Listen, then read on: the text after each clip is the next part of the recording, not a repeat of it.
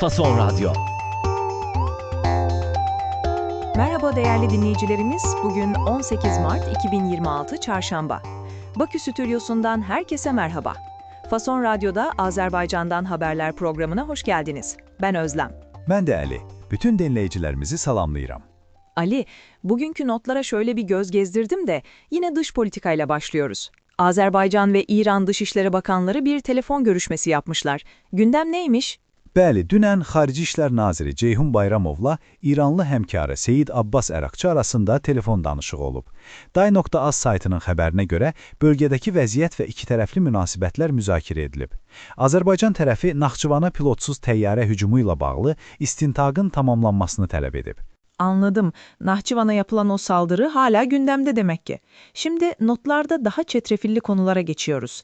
Dünkü yayınımızda da aktivist davalarından bahsetmiştik. Bugün de Toplum TV davası diye bir başlık var. Nedir bu olay? Bu da davam edən bir məhkəmə işidir. Toplum TV işi üzrə həbsdə olan jurnalist və hüquqşünas Ələsgər Məmmədli ilə Ruslan İzzətlinin səhhətləri ilə bağlı ev dustaqlığına buraxılma vəsaitləri təmin edilməyib. Məhkəmə deyib ki, cəzaçəkmə müəssisəsindən gələn arayışa görə onların təcili əməliyyata ehtiyacı yoxdur. Bu xəbərin mənbəyi Meydan TV-dir, yəni müxalif yönümlü bir qurumdur. Anladım. Ev dustaklığı yani ev hapsi. Mahkeme durumları tatmin edici demiş. Notlarda yine muhalif bir kaynak olan azatlık.org'dan daha da ağır bir iddia var. Gözaltına alınan bir aktivist işkence gördüğünü söylemiş. Bəli, bu çox ciddi bir iddiadır. Dini fəal olduğunu bildirən bir şəxs polis tərəfindən işgəncəyə və alçaldıcı rəftara məruz qaldığını deyib. Hətta başını tualetə salmağa çalışdıqlarını iddia edib. Azadlıq Radiosunun xəbərinə görə ailəsi onun 2 maşın tərəfindən önü kəsilərək aparıldığını bildirir. Korkunç bir iddia. Yine aynı kaynaktan bir haber daha var. Hapisteki muhalif siyasetçi Tofik Yakublu'nun kızı babasının durumuyla ilgili endişelerini dile getirmiş. Bəli, qızı Nigar Həzi atasının səhhətinin pisləşdiyini və aclıq aksiyasına başladığını bildirib. Deyir ki, atası görüşə gələndə bir neçə dəfə başı giclənib. Umarım durumu daha da kötüleşmez. Biraz konu değiştirelim, ekonomiye bakalım. Notlarda tediye balansında kesir yaranıp diye bir başlık var. Bu ne demek oluyor Ali? Tədiyyə balansı sizin ödəmələr dengesi dediğiniz şeydir. Kəsir isə açıq deməkdir. Ha, ödemeler dengesinde açık oluşmuş. Anladım. Rakamlar ne diyor? Mərkəzi Bankın hesabatına görə 2025-ci ildə ölkənin tədiyyə balansında təxminən 1,5 milyard dollarlıq kəsir yaranıb.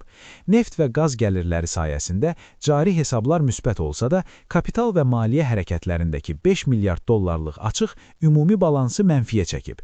Xüsusilə tikinti xidmətləri üçün ölkədən 1,5 milyard dollardan çox pul çıxışı olub. Bu da Meydan TV-nin xəbəridir. Bütün bu kasvetli haberlerden sonra neyse ki biraz içimizi açacak bir gelişme de var notlarında. Bakü'de tarihi bir kervansaray yeniden açılmış. Bəli, bu çox gözəl xəbərdir. İçəri şəhərdə yerləşən 15-ci əsrə aid Buxara Kərvansarayı bərpa və konservasiya işlərindən sonra yenidən ziyarətçilərin üzünə açılıb. Tarixi məkan həm də Buxarart adı ilə sənət məkanı kimi fəaliyyət göstərəcək. Day.az saytı bu barədə yazıb. Harika. Tarihi yapıların bu şekilde yaşatılması çok sevindirici. Ali, bugünkü notlar için çok teşekkürler. Mən təşəkkür edirəm Özlem. Fason Radyo'da Azerbaycan'dan haberlerin bugünlük sonuna geldik. Yarın yine aynı saatte buluşmak üzere. Hoşça kalın.